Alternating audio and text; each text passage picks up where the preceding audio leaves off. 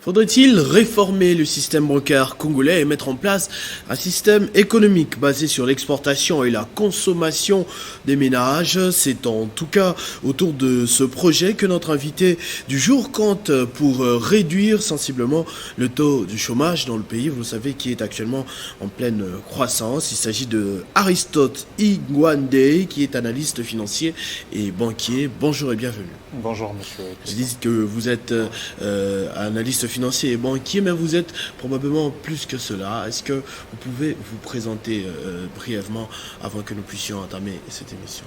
Merci beaucoup monsieur Christopher. Je suis bien Igwandé Imolanga Aristote, je suis analyste financier de formation et je travaille actuellement comme analyste risque crédit au sein du groupe Crédit Agricole en France. Et je suis aussi l'ancien président des étudiants congolais de Paris et d'Île-de-France. Donc en plus de cela, je travaille en profession libérale comme consultant.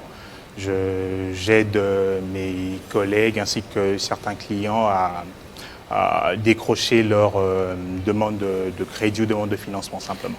Alors comment justifiez-vous cet intérêt pour justement la République démocratique du Congo alors que visiblement vous avez été formé en France, la France vous a tout donné et vous voulez quand même apporter votre pierre ici au Congo où vous n'avez peut-être pas eu les mêmes privilèges, vous travaillez déjà, vous êtes installé sur place là-bas, la France vous a tout donné ou ai-je tort? Tout à fait, comme vous avez dit tout à l'heure, la France m'a effectivement tout donné, sauf que le sang c'est le sang congolais. Donc j'ai un sang congolais, je suis né en République démocratique du Congo. J'ai quitté le pays pour la France. La raison principale, c'était avant tout les études. Une fois formé, même pendant ma formation, j'avais toujours en esprit, en tête, la République démocratique du Congo. Ce qui fait même en sorte que je suis toujours dans l'actualité. J'essaye de ne manquer aucune information qui concerne la République démocratique du Congo, et ce qui me permet même d'écrire, de rédiger, et quand il s'agit de rajouter un plus pour mon pays, ça ne me dérange pas de penser à la République démocratique du Congo, bien que la France m'ait tout donné. Alors justement, il y a quelques mois, vous avez rédigé une proposition d'un plan de sortie de crise économique en République démocratique du Congo. Est-ce que vous pouvez les résumer en quelques mots avant que nous nous attaquions à vif du sujet? Tout à fait. Je rédigeais ce plan-là au mois de septembre dernier, que j'avais publié sur un média congolais, un média en ligne. C'était suite à la pandémie de Covid-19, justement. Et j'avais suivi pas mal d'autorités congolaises, dont notamment Noël Tchani, et les anciens premiers ministres Matata Ponyo, ainsi que Adolphe Muzitu. J'avais eu le temps de lire ces personnes-là. Et c'est ce qui m'avait motivé en fait. Je m'étais dit que pourquoi pas, je pourrais aussi apporter ma pierre dans le même sens, de manière à vraiment à porter ma contribution. C'est vraiment dans ce sens-là que j'avais rédigé. Et parmi votre plan, il s'agit de toute une réforme, en vérité, du système bancaire congolais. Qu'est-ce que cela implique et avec quels résultats? Tout à fait, parce que quand je propose la réforme du système bancaire congolais, c'est parce que, comme je l'ai dit tout à l'heure, je suis toujours là à suivre l'actualité du pays.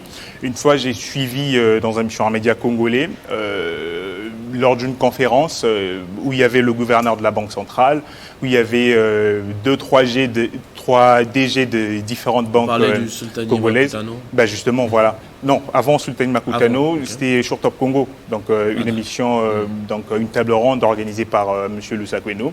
Et j'avais entendu de la bouche du gouverneur, j'avais entendu sortir de la bouche du gouverneur que si l'on n'octroie pas assez de crédit en République démocratique du Congo, c'est parce qu'il y a moins de dépôts.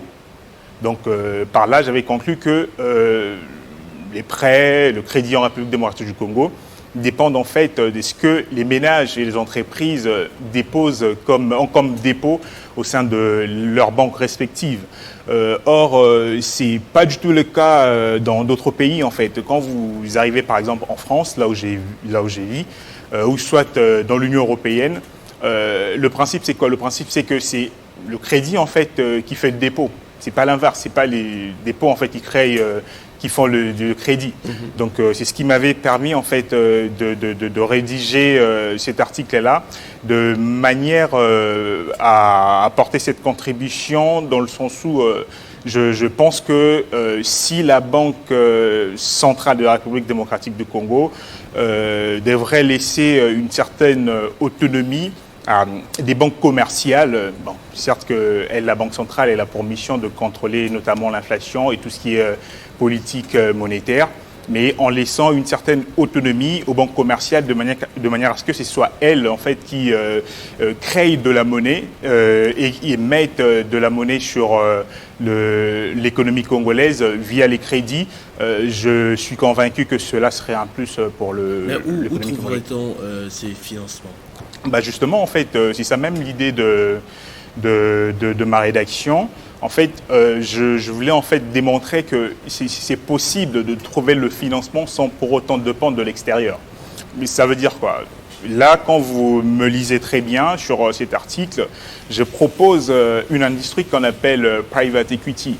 Cette industrie-là, c'est beaucoup plus avec les assurances, parce que là, en 2019, j'avais suivi c'était officiel, le secteur de l'assurance est maintenant un secteur libéral, donc toute entreprise peut investir dans le secteur de l'assurance. Mais il y a un problème en fait qui se pose sur ce secteur-là, c'est que lorsqu'une entreprise étrangère qui a une maison mère à l'étranger vient investir en République démocratique du Congo, elle apporte les capitaux, tout ce qui va avec. Quand elle fait ses bénéfices, généralement, ces bénéfices-là sont exportés vers l'étranger.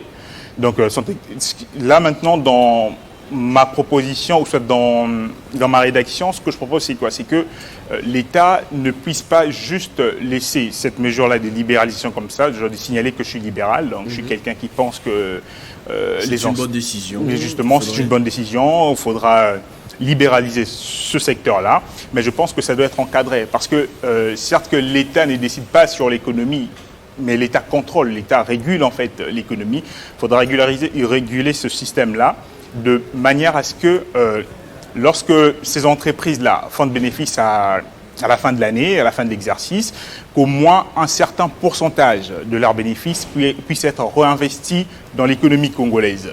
C'est comme ça en France, hein, avec des grands groupes comme AXA et les autres. Ces entreprises-là d'assurance investissent en fait dans l'économie et via cette industrie-là que j'ai évoquée tout à l'heure de private equity qui ensuite finance les projets des jeunes entrepreneurs, qui ensuite finance les entreprises en besoin de financement. Et c'est dans ce sens-là que j'ai... En parlant des projets des entrepreneurs, vous aviez même proposé la transformation du fonds pour la promotion de l'industrie en une banque, carrément. Tout à fait. J'ai proposé que l'on quitte la banque pour la promotion de l'industrie, que l'on passe maintenant à un fonds pour la promotion, que l'on quitte que l'on quitte le fonds pour la promotion de l'industrie, excusez-moi, que l'on passe maintenant à une banque pour la promotion de l'industrie. En fait, cette banque-là ne sera pas comme une banque commerciale locale, mais ce sera plutôt une garantie pour les entrepreneurs. Donc l'idée c'est quoi? C'est que tout devra commencer par la Banque centrale. La Banque centrale, elle, devra définir son niveau d'inflation et ensuite donner une certaine autonomie à des banques commerciales de manière à ce que ces banques-là puissent émettre du crédit. Et qu'est-ce qui va se passer après? C'est que la Banque centrale sera là pour contrôler. Elle va contrôler de manière à ce que le niveau d'inflation fixé dès le départ soit respecté. Et pour ce faire, c'est très intéressant en fait que la Banque centrale puisse renégocier son taux directeur. Le taux avec lequel il emprunte les banques commerciales justement. Et puis par la suite, renégocier son taux de réserve obligatoire. C'est que les banques commerciales versent à la Banque centrale avant d'émettre différents types de crédits. Donc en faisant cela, vous verrez on arriverait dans une situation où les banques commerciales seront en mesure d'octroyer des prêts aux jeunes entrepreneurs parce qu'elles auront en fait une certaine autonomie de mettre en fait de la monnaie sur le marché. Et maintenant, étant donné que ces jeunes entrepreneurs-là ont des sérieux problèmes avec les banques parce que ces jeunes-là n'ont pas de garantie, n'ont pas de garant. Et donc, du coup, cette banque-là que je propose, BPI, aura pour responsabilité en fait, de se porter garant. Après une bonne analyse de projet, je vais prendre l'exemple, vous me présentez un projet de création d'entreprise, le projet arrive dans ma banque, avec mon équipe d'experts en analyse risque crédit, on essaye d'analyser le dossier, on essaie d'analyser le business plan, on va analyser le business model. Si c'est un projet qui va bien marcher, on émet un avis favorable et ensuite on prend ce projet, on soumet à la BPI et la BPI va réétudier. Et ensuite, une fois que la BPI se dit que bah, voilà, le projet il est favorable, on accepte de se porter garant et c'est la Banque centrale en fait qui va par la suite octroyer, enfin c'est la banque commerciale plutôt du client qui va ensuite octroyer ce prêt-là. En fait, c'est juste une mesure de sécurité en fait, parce que vous savez, aujourd'hui, ce qui se passe avec le FPI, je ne vais pas rentrer dedans. Donc, on peut être ministre aujourd'hui, on est par exemple ministre de l'Industrie, on se décide de se faire un prêt au niveau du FPI, ça ne se refuse pas généralement. Mais par contre, si on essaie un peu de sortir l'État dans cette affaire-là et laisser vraiment le secteur privé gérer plutôt tout ce qui est octroi de crédit, tout ce qui est économie, ça aurait avec un impact une analyse stricte justement. Des risques. Mais qu'est-ce que vous reprochez tout à l'heure? Vous parliez de l'aide étrangère. Vous savez, avec le président de la République, Félix Tshisekedi, il y a une diplomatie beaucoup plus offensive, en tout cas très ouvert à tous les voisins, mais également aux forces internationales. Et il y a de plus en plus des avis favorables. Le FMI qui refait les yeux doux, la Banque mondiale et tous ces prêts. Qu'est-ce que vous pensez personnellement de l'aide étrangère? Tout à fait. Je vais partir avec une expérience très simple. Donc là, on vit la pandémie des Covid-19. Vous n'allez pas me citer un seul pays de l'Union européenne, par exemple, qui a tendu la main vers le Fonds monétaire international ou la Banque centrale ou la Banque mondiale pour se faire financer. Aucun pays. Donc, comprenez que lorsque l'on tend la main vers un pays étranger ou une institution étrangère, ça ne se fait pas gratuitement. Il y a quelque chose qui doit plutôt couvrir en fait cette dette-là. Et c'est très compliqué. C'est très compliqué. Pourquoi? Quand vous essayez de lire mon article, il faudra que je dis qu'on arrive dans des situations où effectivement, on nous l'accorde le prêt. On l'a. Mais avec la réalité du pays, bah, une fois que le ministre reçoit de l'argent, on sait où cela peut partir. Donc ça arrive en fait qu'on sait là on a la preuve avec les 100 jours par exemple. Aujourd'hui l'argent a disparu, on ne sait plus comment trouver l'argent. Et si en fait c'était de l'argent emprunté d'un pays quelconque étranger, imaginez un peu la suite. Donc c'est un peu dans ce sens-là pour essayer un peu d'éviter de creuser tout le temps la dette, pour essayer de creuser tout le temps les déficits de l'État. Il serait mieux pour moi de se contenter de ce qu'on a dans le pays parce qu'on a vraiment de potentialité. Je pense qu'il y a beaucoup de secteurs qui nous permettent en fait de trouver des ressources, de mobiliser des ressources nécessaires pour... Telles que lesquelles en ce genre de moment? Bah justement, ce que je vous propose, l'industrie de private equity. Donc là, c'est en collaboration avec les assurances. Là, je n'ai même pas parlé du secteur minier. J'ai pris simplement un seul secteur, les assurances. Parce que la même chose, on peut le faire avec les entreprises minières. Cela marcherait. Mais justement, avec ce premier secteur-là que je propose, avec l'industrie de private equity, nous aurons en fait de l'argent, du financement pour accompagner des jeunes entrepreneurs et puis des entreprises qui ont besoin de financement. Quant à l'économie, vous êtes également en faveur d'une dédollarisation. Pour quels avantages exactement? Ben, pour la simple raison que, vous savez, la question de taux d'échange fait simplement ou va en parallèle avec avec la loi du marché, ce qui nous dit que lorsque la loi de l'offre et de la demande, hein, lorsque un bien est beaucoup plus demandé par rapport à la façon dont il est offert, ce bien-là prend de la valeur. Donc c'est ce qui s'est passé aussi en République démocratique du Congo avec le problème de taux d'échange justement. Donc lorsque le dollar est beaucoup trop demandé dans une économie comme l'économie congolaise, ce dollar-là prend de la valeur. Et moi je pense qu'il serait mieux en fait de dédollariser l'économie congolaise de manière à ce que nos dépenses courantes s'effectuent avec de la monnaie locale et puis que la monnaie qui est le dollar américain reste en monnaie de change. Ça sera vraiment en notre faveur parce que cela va vraiment aurait un impact sur la demande du dollar américain justement. Et que pensez-vous de la démarche, de la voie choisie par le président de la République depuis les débuts de son mandat, à savoir la lutte contre la corruption pour pouvoir mobiliser suffisamment les recettes? Est-ce que c'est suffisant pour pouvoir s'en sortir dans un pays comme la République démocratique du Congo? Oui, tout à fait. Je pense que j'ai pas l'œil d'un juriste, j'ai plutôt l'œil d'un financier, analyste financier. Et moi, je pense que je n'ai rien contre les juristes, mais je pense que sur ce plan-là, ça aurait été moi, je n'aurais pas pris cette démarche en fait, parce que je pense que la meilleure façon de mobiliser les recettes, en fait, certes que ça reste une possibilité, mais avant tout, c'est en fait la production. Je prends l'exemple du projet 100 jours. Moi, personnellement, quand j'avais vu ce projet-là, j'avais dit, à quoi servirait, ce serait quoi, en fait, le retour, en fait, sur cet investissement? Parce que, vous savez, lorsqu'on investit, on s'attend à ce qu'on appelle un retour à l'investissement. L'argent déboursé, des millions de dollars déboursés pour ce projet de 100 jours, cet argent-là nous a apporté quoi en retour, en termes d'investissement?